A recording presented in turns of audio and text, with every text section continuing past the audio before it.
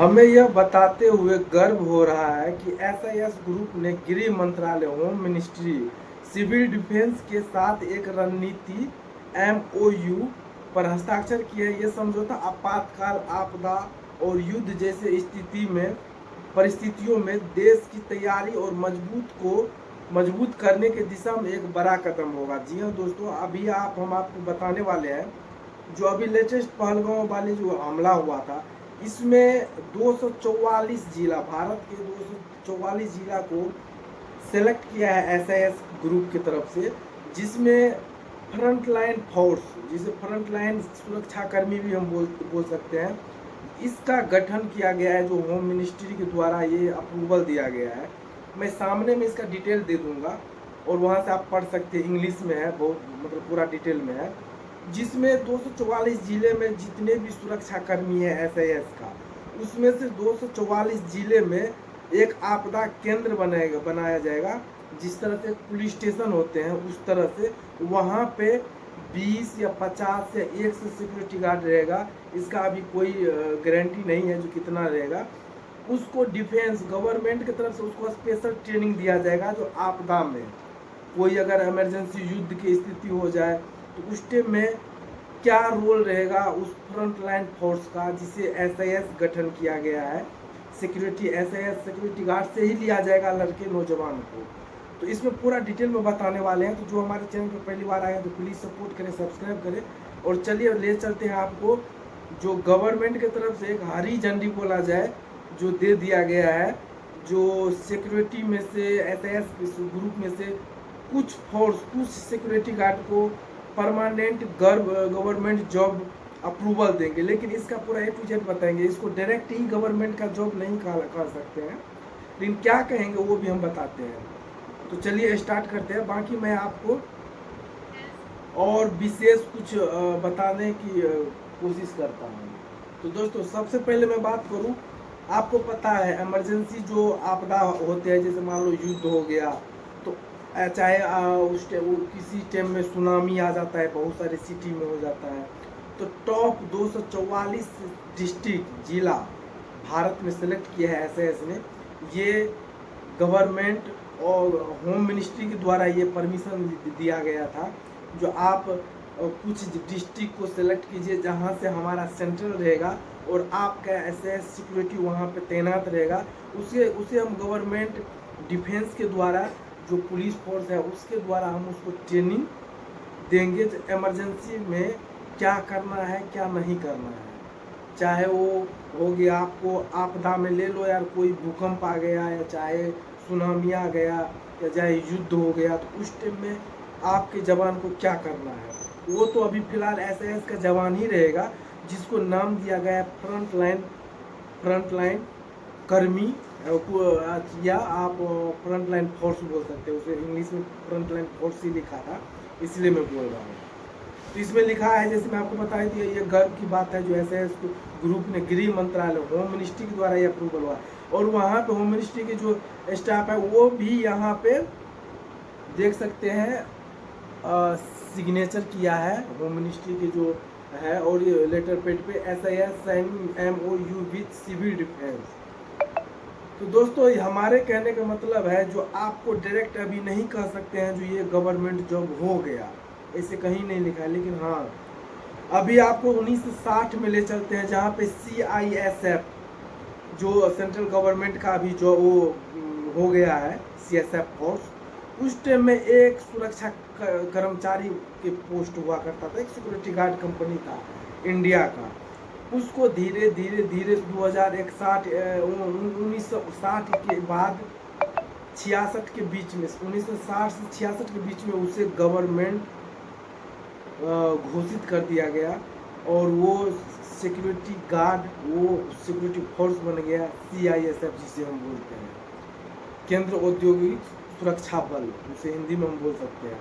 तो दोस्तों, इसी में जैसे कि इसमें आगे भी मैं पढ़ के सुनाता हूँ। इस साझेदारी के तहत देश के 244 जिलों में एसआईएस के फ्रंट लाइन कर्मियों को आपदा प्रबंधन, सिविल डिफेंस, ड्रिल और संकट से निपटने की ट्रेनिंग दी जाएगी। बहुत इम्पोर्टेंट है, बहुत अच्छा लग रहा है मेरे को भी जान के।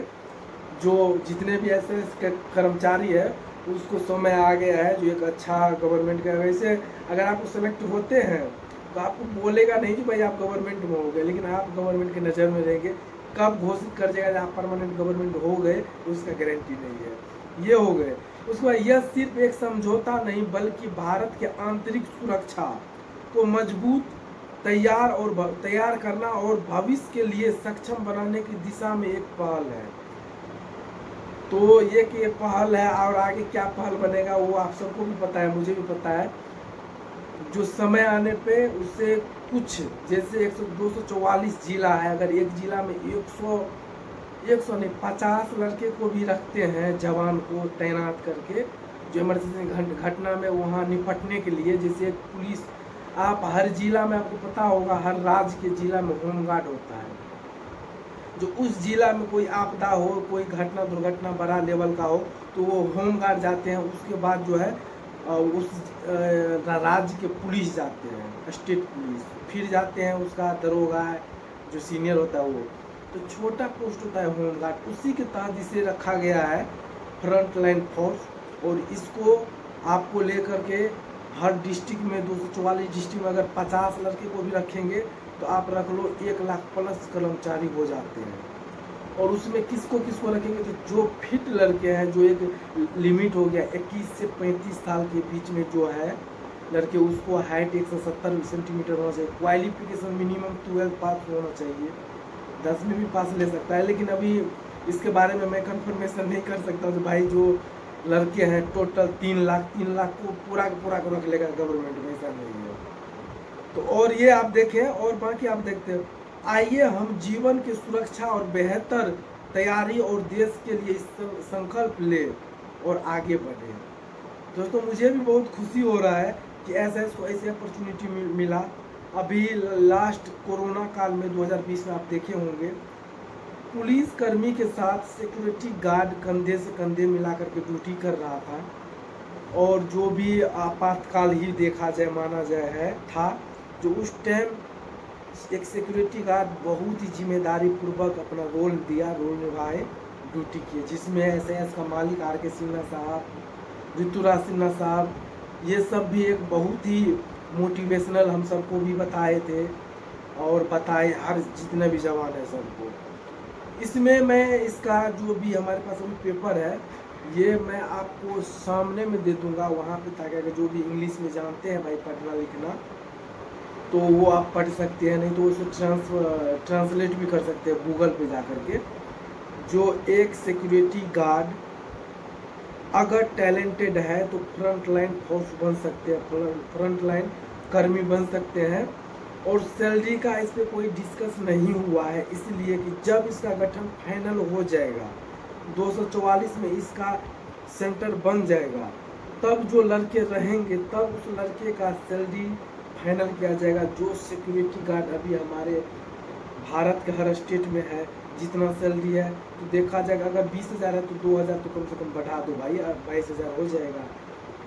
तो वो टैलेंटेड लड़के का चयन होगा ताकि उस लड़के को फ्यूचर ब्राइट हो सके और एक गवर्नमेंट लेवल का जॉब प्राप्त कर सकते हैं। जितने भी लड़के का सपना था वो सपना सबका पूरा हो जाएगा।